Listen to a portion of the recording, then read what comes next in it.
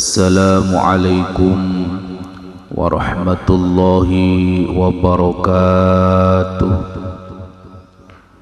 Al-Fatihah. A'udzu billahi minasyaitonir rajim. Bismillahirrahmanirrahim. Alhamdulillahi rabbil alamin. Arrahmanir rahim. Maliki yaumiddin. Iyyaka na'budu wa iyyaka nasta'in. Ihdinas siratal mustaqim. Siratal ladzina an'amta 'alaihim ghairil maghdubi 'alaihim waladdallin. Rabbighfirli wa liwalidayya wa lil mu'minina amin. Meneruskan pengajian yang kemarin, yaitu ada 3 yang menyelamatkan, atau 3 perkara bisa menyelamatkan, terus 3 lagi bisa menghancurkan. Nah sekarang perkara 3 yang menjadi pangkat di akhirat. Kita mulai pengajiannya. Bismillahirrahmanirrahim. Qala Syekhul Muallif rahimahullahu ta'ala wa nafa'ana bihi wa bi'ulumihi fid dharaini ajma'in ya rabbal alamin. Qala rabbi shrah li sadri wa yassir li amri wahlul 'uqdatam min lisani yafqahu qawli. Amin ya rabbal alamin. Bismillahirrahmanirrahim. Wa ammad darajatu, lan anapun utawi 3 perkara kang dadi pangkat besok ing dalem akhirat, iku fa ifsya'us salami, yaiku menyebarkan salam utawa nebarake salam. Ai idharus salami, tegese meretelake salam. Bainan nasing dalam antarane menungso. Bi ang tusallima gambare yento uluk salam siro alaman ing atase wong araftahu kang kenal siro ing eman, waman lan wong lam ta'rifhu kang ora kenal sapa siro ing man. Lah setelah menjelaskan 3 perkara yang menyelamatkan, 3 perkara yang menghancurkan, sekarang 3 perkara yang menjadi pangkat besok di akhirat. 3 perkara apa saja? Yang pertama yaitu ifsya'us salam, menyebarkan salam atau membumikan salam, atau bahasa kerennya membumingkan salam. Salam apa itu ya? Assalamualaikum warahmatullahi wabarakatuh. Nah itu. Jadi artinya ai harus salam bainan nas, menebarkan salam kepada menebarkan salam di antara manusia. Yang artinya bi antusallima ala man araftahu wa badlam ta'rifhu. Jadi dengan cara menyebarkan salam itu adalah uluk salam kepada orang yang kita kenal atau orang yang tidak kita kenal. Asal ketemu orang kita salam. Assalamualaikum. Waalaikumsalam. Uluk salam itu sunnah Kanjeng Nabi, dan jawabnya itu wajib. Jadi makanya ifsa'us salam atau menebarkan salam itu dengan cara kita memberikan salam baik kepada orang yang kita kenal atau kepada orang yang tidak kita kenal. Nah itu cara ifsa'us salam. Jadi begitu kita sudah tahu tentang masalah ini, kita setiap ketemu, baik itu orang yang kita kenal maupun tidak orang kita kenal, kalau kita papasan ya kita uluk salam. Apalagi pas lewat di depannya, di samping Pak punten, itu ada Assalamualaikum Pak punten, jadi diselipkan salam. Itu. Jadi ifsa'us salam artinya atau caranya yaitu uluk salam kepada orang yang kita kenal maupun orang yang tidak kita kenal. Begitu kita menjalankan itu, maka di akhirat ini akan menjadi pangkat atau derajat. Jadi dikasih pangkat oleh Allah nanti. Nah, caranya sederhana, nggak usah modal, asal kita mau. Yaitu dengan diniati mengikuti sunnah Kanjeng Nabi. Kita lanjutkan. Wa it'amut ta'amilan aweh mangan. Wa it'amut ta'amilan aweh panganan utawa aweh mangan. Lidhaifi maring tamu wal ja'ilan wong kang luweh.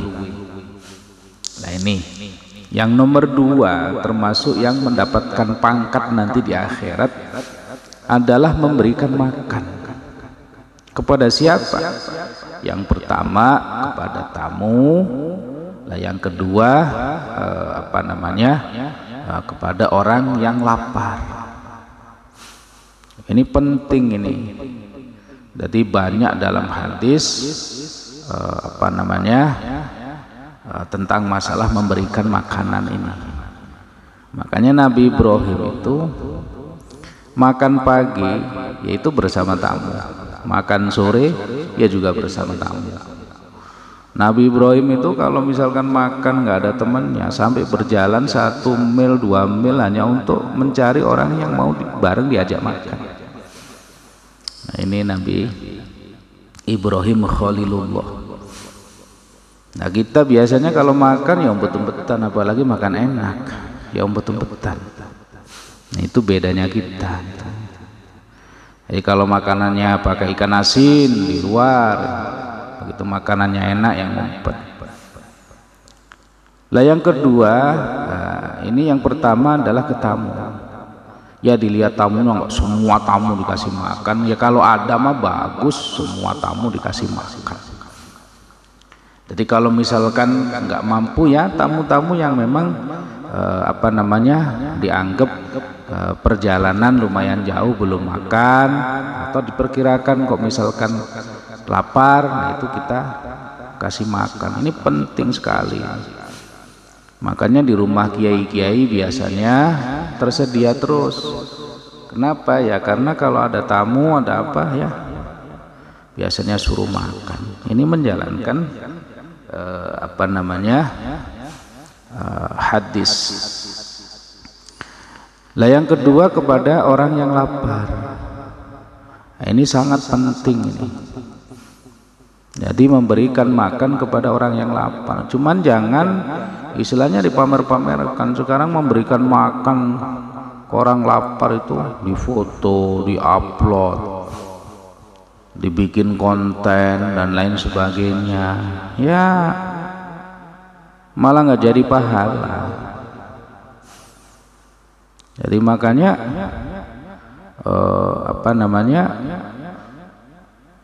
di dalam surga itu ada kamar, katakan yang Nabi, ada satu bilik lah, satu ruangan yang dimana ruangannya itu kalau dari luar ya kelihatan, kalau misalkan yang dari dalamnya ya sama kelihatan, jadi tembus pandang.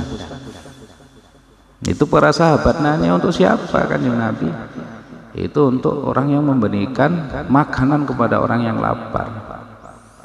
Nah ini makanya it'amut tu'am lidhaif wal ja'i, memberikan makan kepada tamu dan juga kepada orang lapar, ini jadi pangkat nanti di akhirat. Jadi bukan sekedar hanya kita sedekah, enggak, tapi nilainya di akhirat itu kita akan mendapatkan pangkat. Jadi pangkat bukan hanya sekedar di dunia. Kalau misalkan ada pangkat kayak di TNI misalkan, terus di kepolisian, di akhirat juga ada pangkat. Nah salah satunya pangkat ini, derajat atau kemuliaan ini akan diberikan kepada orang yang memberikan makanan kepada orang lain, yaitu tamu dan juga orang yang kelaparan. pahalanya sangat gede. Nah itu yang pertama tadi adalah ifsa'us salam, menebarkan salam. Yang kedua itu amutto'am. Lah yang ketiga kita lanjutkan, wassolatu lan solat bilaili ing dalem wektu bengi, wan nasu hali utawi menungso iku niyamun pira-pira kang turu. Ayat tahajud tegese solat tahajud fi jawfil laili ing dalem tengah wengi hala ghaflatin nasi ing dalam tingkah lalini menungso, fi ladzatin naumi ing dalam ngrasa enak turu. Nah ini yang ketiga yang termasuk nanti dapat pangkat di akhirat atau dapat derajat nanti di akhirat adalah as-sholatu bil-laili wan nasu niyamun, yaitu sholat malam sedangkan orang lain itu pada tidur, yang biasa disebut dengan sholat tahajud. Nah itu ini luar biasa besar, makanya kebanyakan para wali itu kalau malam ya sholat walaupun itu 2 rakaat, sujud kepada Allah walaupun itu 2 rakaat di malam hari. Nah sholat tahajud ini adalah besok jadi pangkat di akhir. Nah sholat tahajud itu artinya sholat yang dilakukan setelah tidur. Kalau belum tidur ya bukan dinamakan tahajud. Jadi tahajud itu, saya ulangi lagi, tahajud itu adalah sholat yang dilakukan setelah bangun tidur atau setelah tidur. Kalau belum tidur tidak dinamakan tahajud. Maka sampai ada keterangan, misalkan kita habis maghrib ketiduran, saking capeknya kita habis maghrib ketiduran belum sholat isya. Lah begitu bangun kita terus menjalankan sholat isya. Nah sholat isya kita itu dihitungnya tahajud. Nah gitu. Ya artinya bukan kita suruh nunggalin sholat isya supaya habis maghrib tidur, enggak, andai kata. Ya artinya bahwa ini namanya tahajud itu sholat yang dilakukan setelah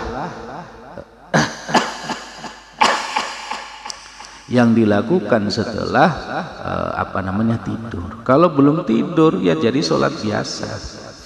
Misalkan kita sholat hajat, terus sholat tasbih, sholat yang lainnya juga. Kalau kita belum tidur, semua sholat itu tidak dinamakan tahajud, walaupun sholatnya malam, tengah malam atau jam 2. Nah ini, jadi syaratnya tahajud itu harus tidur dulu. Lah 3 perkara ini, yang pertama adalah ifsya'us salam, menyebarkan salam. Yang kedua adalah it'amut ta'am, memberikan makan. Yang ketiga sholat tahajud. Ini menjadi pangkat nanti di akhirat. Nah itu. Jadi makanya kita jalankan semampunya. Nah inilah 3 perkara yang menjadi pangkat besok di akhirat. Kita teruskan. Wa ammal kaffaratu lan anapun utawi kang iso nglebur dosa, ai allati tegese perkara adatuha kang utawi kebiasaane alati, iku antam huwa yen to nglebur allati al khati'ata ing keluputan utawa ing dosa, iku fa isbahul wudhu'i, yaiku nyempurnake wudu fis sabarati ing dalem waktu adem, bi fathataini utawi lafat sabarat iku bi fathataini utawi lafat sabarat kelawan den fathah loro, sabah di fathah semuanya, dua-duanya di fathah. iku jam'u sabrotin dadi jamae mufrad lafat sabrotin bifatkin kelawan nganggo fathah sa fasukunin dan juga menggunakan sukun sab. Nah itu mufrad, jamaknya sabarotin. Ai it'amul wudu tegese nyampurnake wudu fi waqti syiddatil bardi ing dalem wektu bangete adem bi ayat dia kelawan gambaran yen to nglakoni wudu sapa man bi sunnatihi kelawan sartane sunnah-sunnai wudu. Nah tadi sudah selesai pembahasan 3 perkara yang menjadi pangkat. Nah sekarang 3 perkara yang bisa melebur dosa atau menghapus dosa. Jadi 3 perkara yang bisa menghapus dosa. Yang pertama isbaghul wudu'i fis sabarati. Yang bisa menghapus dosa, 3 perkara yang bisa menghapus dosa. Yang pertama adalah isbaghul wudu fis sabarati, nyempurnakan wudu dalam atau pada saat waktu dingin. Nah ini ai itmamul wudu fi waqti syiddatil bardi bi ayati bi sunnatihi. Artinya menyempurnakan wudu itu dengan sunnah-sunnahnya pada saat musim dingin. Nah kalau di daerah yang dingin mah ya bagi orang yang di dataran tinggi, terus ada orang yang di dataran bawah terus main ke sana pasti dingin. Jadi bagi yang dari bawah naik ke atas itu dinginnya luar biasa, tapi bagi yang di atas ya biasa. Artinya dimanapun berada, pada saat memang musim dingin, air itu hampir kayak air es. Lah di sana menyempurnakan wudhu dengan sempurna, kita menjalankan dengan sunnah-sunnahnya. Kewajibannya wudhu itu pasti harus, namanya juga kewajiban kita jalankan. Sunnah-sunnahnya kita jalankan. Kayak misalkan membasuh muka sebelum kita niat, membasuh telapak tangan dengan sela-sela telapak tangan, terus nyedot air ke dalam hidung, berkumur dan lain sebagainya, sunnah-sunnah yang lainnya. Dalam musim dingin kita isbaghul wudu, menyempurnakan wudu, artinya menjalankan wudu dengan sunnah-sunnahnya. Nah ini kalau seandainya kita lakukan dengan sempurna, maka bisa melebur dosa. Di dalam hadis juga dijelaskan, begitu kita membasuh muka, maka dosa-dosa yang ada di kepala kita diampuni. Begitu membasuh tangan, maka dosa-dosa yang ada di tangan juga diampuni. Membasuh membasuh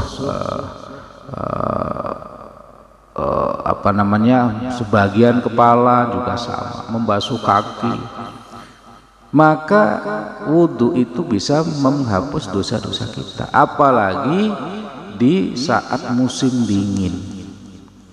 Maka perkara 3 yang bisa menghapus dosa, yang pertama adalah isbaghul wudu fis sabarati, menyempurnakan wudu pada saat musim dingin. Nah masalah wudu, wajibnya wudu, terus batasannya wudu kalau di muka itu mana, terus batasan tangan itu sampai mana, itu nanti di bab fikih. Di bab fikih nanti mudah-mudahan kita bisa memberikan penjelasan di bab fikih tentang khusus masalah wudu. Karena banyak kita saksikan kadang-kadang wudhu basuh mukanya aja, hanya depannya saja.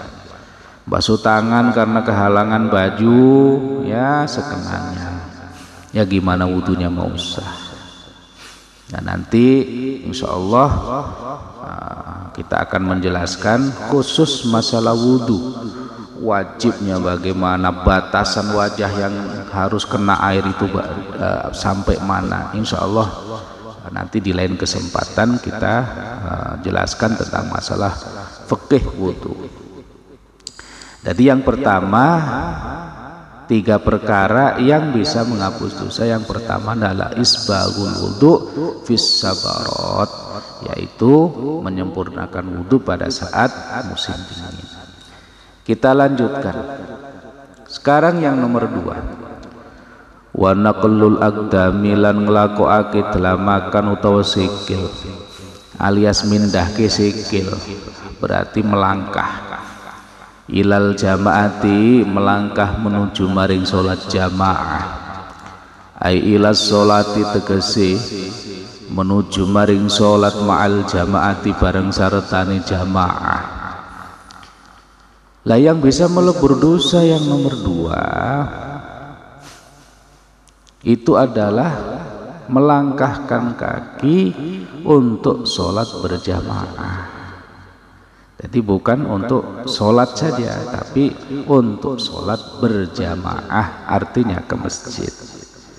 Nah setiap langkah ini bisa menghapus dosa. Jadi makanya diusahakan, apalagi bagi kita yang memang awam, yang istilahnya wajibnya sholat aja kurang ngerti, rukunnya sholat kurang ngerti, ilmu sholat belum begitu faham, maka sangat dianjurkan sholatnya itu berjamaah. Karena kalau sholat berjamaah pasti sah. Itu.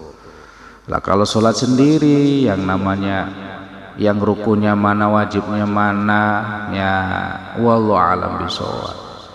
Maka sholat yang sempurna itu dilakukan dengan jamaah. Pahalanya juga beda, 20 derajat terpautnya. Lah yang nomor 2 adalah melangkahkan kaki untuk pergi ke jamaah. Ini adalah satu amalan yang bisa melebur dosa kita.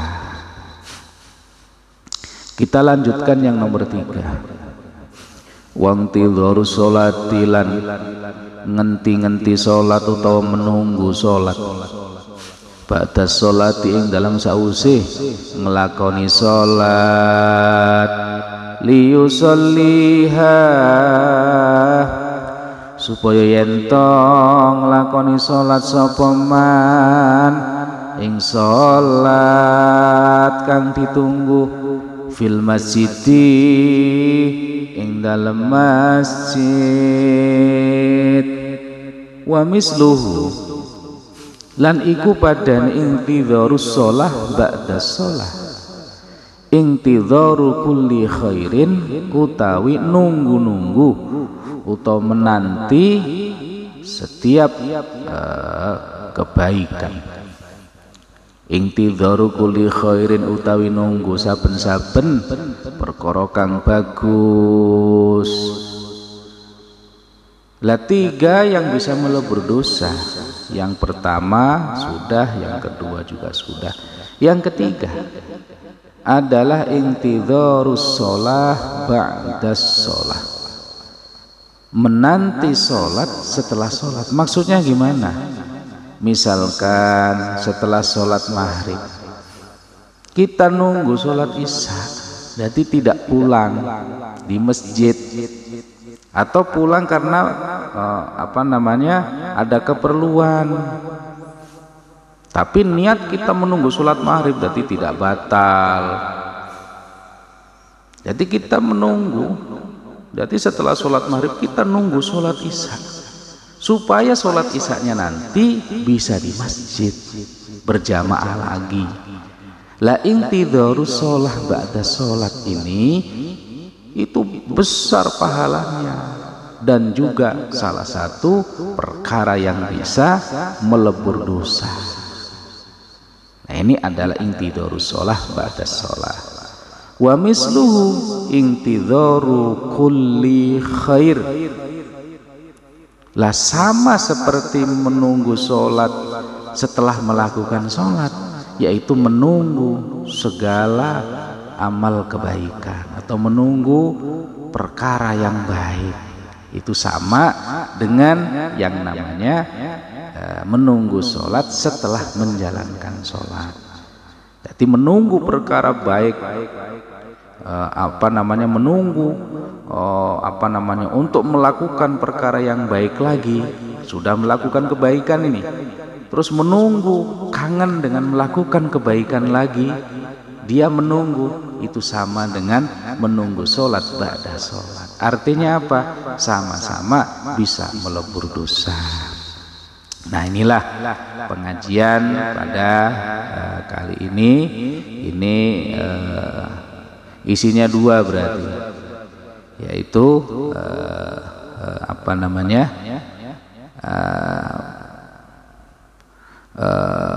muhlikat dan juga al-kaffarat. Nah, itu yang bisa kami sampaikan, mudah-mudahan menambah kita semangat untuk beribadah kepada Allah, bersemangat untuk berlomba-lomba melakukan kebaikan. Mudah-mudahan hati kita selalu diberikan istiqomah dalam bertakarub kepada Allah Subhanahu wa taala. Amin, Allahumma amin. Ya Rabbi bil Mustafa baligh maqasidana